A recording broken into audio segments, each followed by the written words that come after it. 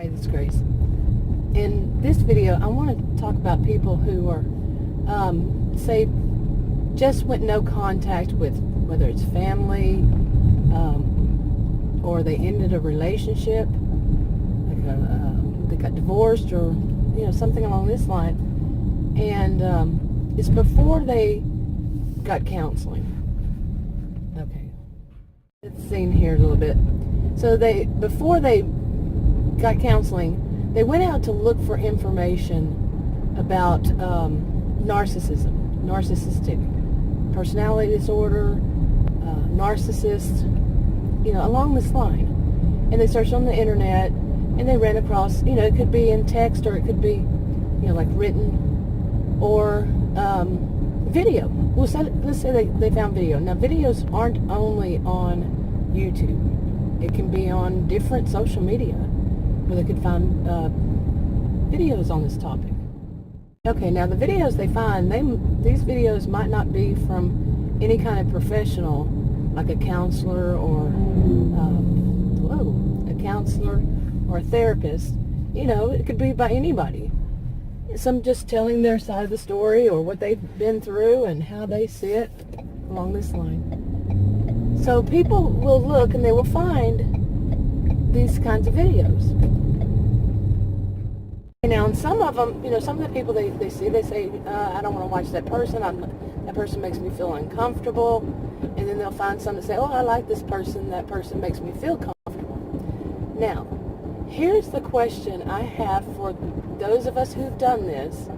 Say you've run across somebody that you thought was comfortable, felt comfortable, so you watched them, and then after some while you start to say, no, this person doesn't seem right. Okay, now the question is, to start off with, is that, do they make you feel comfortable because they sound just like the narcissist you just left? Okay, it doesn't have to be even the same sex, same gender. Nope. It could be just what they say, how they say it is similar. Or is it because, the opposite, the total opposite? Which one is it? Okay, now I'm not saying that the person that you're watching and makes you feel uncomfortable because eventually you see that they seem narcissistic. I'm not saying that they are narcissists. What I'm saying is something about what they're saying plays an old record in your mind. It could be. And that is what might make some people, especially new out of, whatever relationship it is, because, go toward that and stick to that person because of that familiarity. It's something that's soothing to them, comforting to them, because they've just left somebody and they're kind of missing that person. So to me, it's very important to watch, be careful. Think about, why are you listening to that person? What is it that attracts you to that person? Or makes you repel from that person? And sometimes what it is the people that you turn away from that make you feel uncomfortable could be because they're not like the narcissist. It's not familiar to you what they're saying, how they're saying it, and all of that. Some of us may have heard a very similar kind of thing when it comes to dating. Okay, when you're out, you've been away from the person that you broke up with, and you're divorced or whatever, just a breakup, and you start dating again.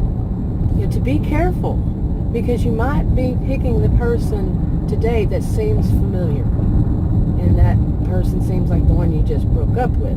You've probably heard that too. Now, there's another, and the people that you don't want to date, that might be the person you should date. It might be. Okay. And on a similar vein is that of finding a counselor. You will hear a lot of people, counselor or whatever kind of healthcare professional, as long as it's a professional, that they say that, I didn't like that counselor. I didn't like that counselor. Now, question yourself. To me, I'm not giving anybody advice, but yeah, I would. Question myself, is it because the counselor's not telling me what I want to hear? Or the counselor, what they're saying doesn't sound familiar? Because think about this. A lot of narcissistic people will say that they know more than the counselor. Okay?